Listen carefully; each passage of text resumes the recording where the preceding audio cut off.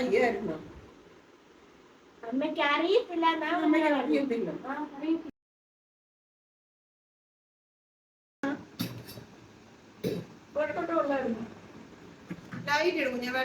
വെട്ടമുണ്ട്.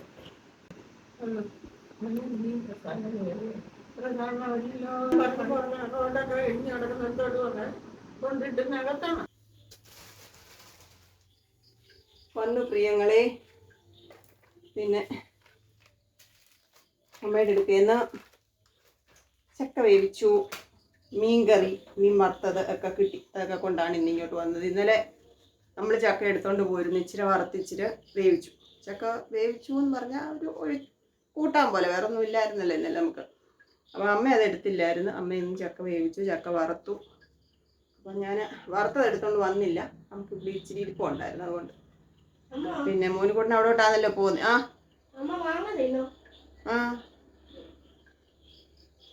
പിന്നെ ഇത് കപ്പ വറുത്തതാണ്. കപ്പ അമ്മ അരിഞ്ഞ് വറുത്തത്. പക്ഷേ എനിക്കിങ്ങനെ കഴിക്കാൻ ഇപ്പം എൻ്റെ പല്ലിൻ്റെ ആരോഗ്യം അനുവദിക്കുന്നില്ല. പക്ഷേ ഇത് തേങ്ങാപ്പീര ഇട്ട് ശർക്കര ഇട്ട് പൊടിച്ച് അവലേസ് പൊടി പോലെ ആക്കി കഴിച്ചാൽ സൂപ്പർ ടേസ്റ്റാണ്.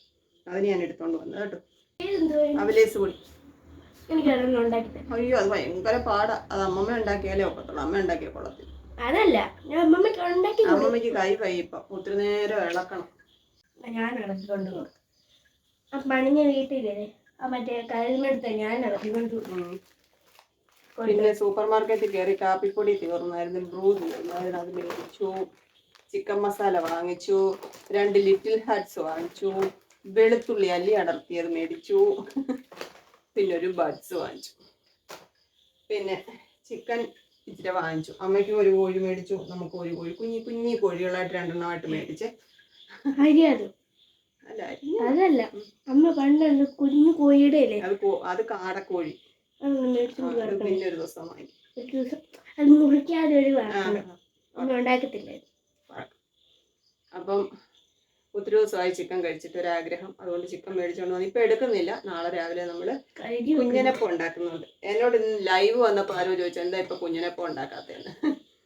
അപ്പം കുഞ്ഞനപ്പം ഉണ്ടാക്കാൻ ഇച്ചിരി അരി വെള്ളത്തിലിട്ടിട്ടുണ്ട്. കുഞ്ഞനപ്പത്തിന് അരച്ചു വെക്കണം. അപ്പൊ രാവിലെ നമുക്ക് കുഞ്ഞനപ്പവും ചിക്കൻ കറിയാണ്.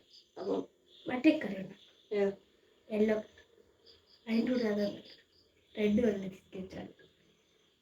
തേങ്ങാപ്പാലില്ല. വിഷുനും ഇല്ല, അങ്ങനെ ഉണ്ടാക്കി. വിഷുനും അങ്ങനെ ഉണ്ട്, ഈസ്റ്ററിന്. അപ്പൊ ചിക്കനൊക്കെ കഴുകി എടുത്ത് വെച്ച് കുടിച്ചിട്ട് വരാം. പിന്നെ മോരുകറി വെക്കണം. മോരുകറി ഇല്ല, അത് കറി വെക്കണം. നമുക്ക് മീൻകറിയും ചക്കയും ഉണ്ടല്ലോ. പ്രിയങ്ങളെ, അമ്മക്കിളിയുടെ കൊച്ചു കൊച്ചു വിശേഷങ്ങളിലേക്ക് എല്ലാവർക്കും സ്വാഗതം. ഒരു കൂട്ടം കാപ്പി ഇടും. അപ്പൊ നമുക്കൊരു കാപ്പി ഇച്ചിരി കാപ്പി.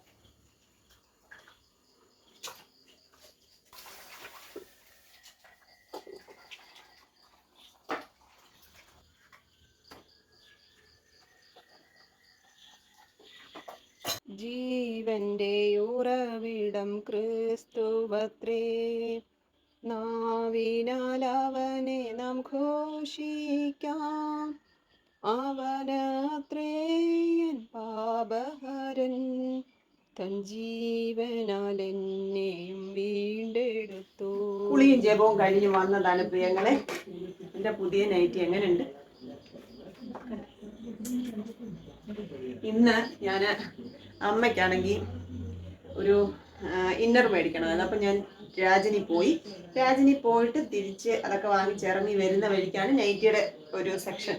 അവിടെ നൈറ്റി കിടക്കുന്ന കണ്ടപ്പോൾ എന്നെ വല്ലാതെ അങ്ങോട്ടങ്ങ് കാന്തം പിടിച്ച് വലിക്കുന്ന പോലെ അങ്ങ് വലിച്ചു. അപ്പോൾ പോയി നൈറ്റി മേടിച്ചതാട്ടോ. ഈ കളറ് ഇപ്പോഴത്തെ ഇപ്പം ഒരു ഭയങ്കര ട്രെൻഡിങ് ആണ് ഈ കളർ അല്ലേ, എല്ലാവർക്കും ഉണ്ട്. എനിക്ക് ഭയങ്കര ഇഷ്ടമുള്ളൊരു കളറാണ്. കൊള്ളാമോ? ഇത് ഫാഷനൊന്നും അല്ല കേട്ടോ. 260 രൂപയുടെ നൈറ്റിയാണ്. കൊള്ളാവോന്ന് പറയണം കേട്ടോ, എനിക്ക് ചേരുന്നുണ്ടോന്ന് പറയണേ. അപ്പം നമുക്ക് മോരുകറി വെക്കാനുള്ള പരിപാടി നോക്കുവാണ്. മോരുകറിക്കുള്ളത് എടുത്തിട്ട് അരി അരച്ച് വെക്കണം, ചോറുണ്ണണം. വീഡിയോ എഡിറ്റ് ചെയ്യുമായിരുന്നു പ്രിയങ്ങളെ. ഞാൻ പറഞ്ഞില്ലേ, ലോങ് വീഡിയോ എഡിറ്റ് ചെയ്യാൻ ഇന്ന് പകല് സമയം കിട്ടിയില്ല. ഇനി അത് സേവ് ചെയ്ത് വരാൻ കുറച്ച് സമയം എടുക്കും, അപ്ലോഡ് ചെയ്യാൻ കുറച്ച് സമയം എടുക്കും. അപ്പോൾ ഒരു 9:30-ക്ക് മുമ്പേ ഒക്കെ അപ്ലോഡ് ആയി കഴിഞ്ഞാലേ നമുക്കത് പോസ്റ്റ് ചെയ്യാൻ പറ്റത്തുള്ളൂ. ഇല്ലെന്നുണ്ടെങ്കിൽ എൻ്റെ പ്രിയപ്പെട്ടവർ നാളെ കഴിഞ്ഞ ദിവസം ഒരു ചേച്ചി വിളിച്ചോ പറഞ്ഞു, ദൈവത്തെ ഓർത്ത് വീഡിയോ ഇല്ലെന്നുണ്ടെങ്കിൽ ഒരു പോസ്റ്റ് ഇടണം, ഞങ്ങൾ 12 മണി വരെയൊക്കെ നോക്കിയിരിക്കും. പാവം.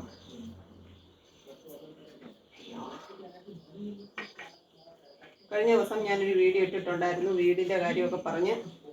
ഇതിനകത്ത് ഒത്തിരി പേര് വന്ന് സപ്പോർട്ടായിട്ട് കമൻ്റ് ഇട്ട് കേട്ടോ.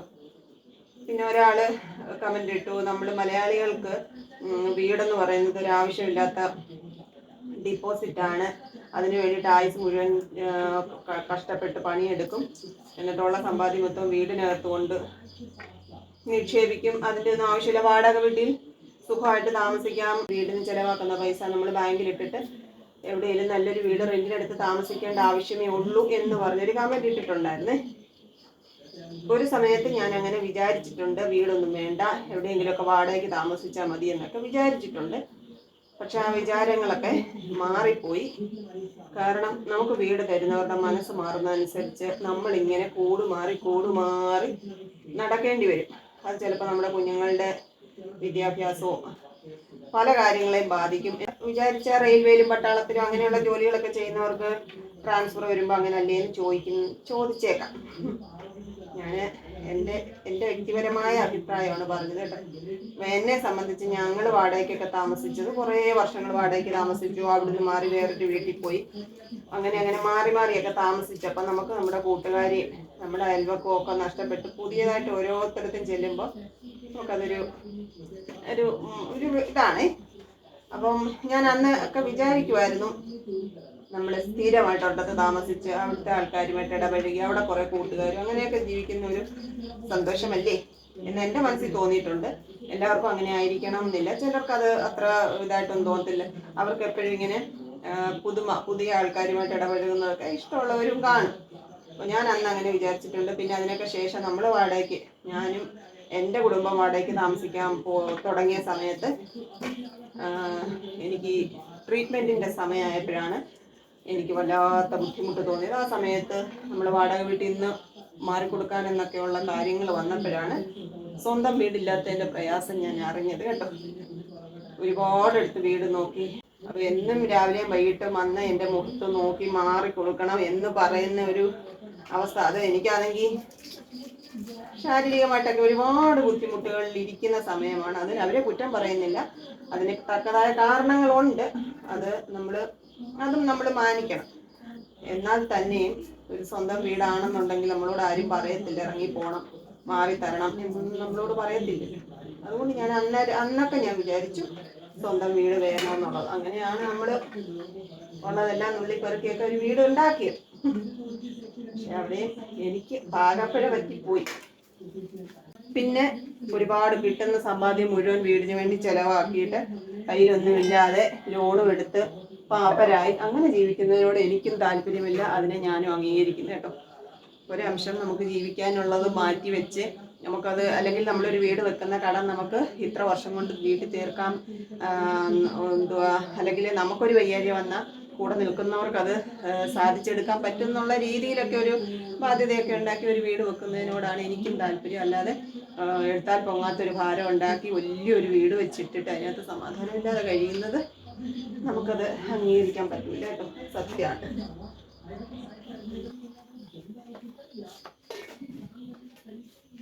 ചോറ് തിളപ്പിക്കാൻ അങ്ങോട്ട് വെച്ചിട്ടുണ്ട്. അത് ഞാൻ രാവിലെ കുറേ വെള്ളത്തിൽ കഴുകി വെച്ചിരുന്നതാണ്, എന്നാലും ഒന്നുകൂടി ഒന്ന് കഴുകുക.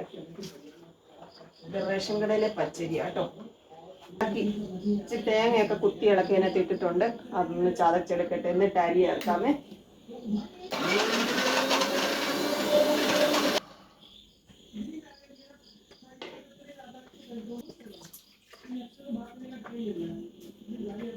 ചോറൊക്കെ വാർത്തിട്ടു, മോരിനിയും കടുക് വറക്കണം, ചോറുണ്ണണം. കരണ്ടെങ്ങാനും പോയാലോ എന്ന് ഓർത്തിതങ്ങ് അരയ്ക്കുക കേട്ടോ.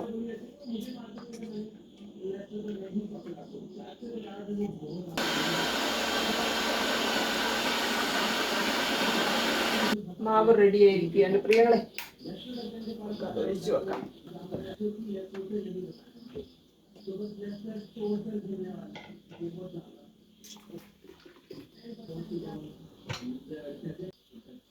തൽക്കാലം ഇവിടെ ഇരിക്കട്ടെ, നമുക്ക് അത്താഴം കഴിക്കാം.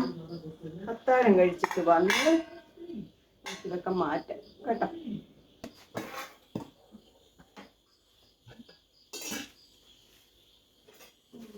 ചക്ക എടുക്കും.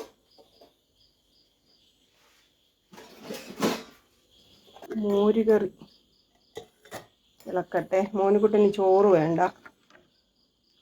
മോരുകറിയും മീൻകറിയും ചക്കയും മതി. ഭക്ഷണവും വേണ്ടേ? ഇങ്ങോട്ട് കാണീ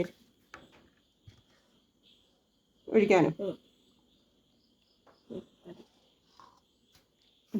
കഴിച്ചിട്ട് വരാം.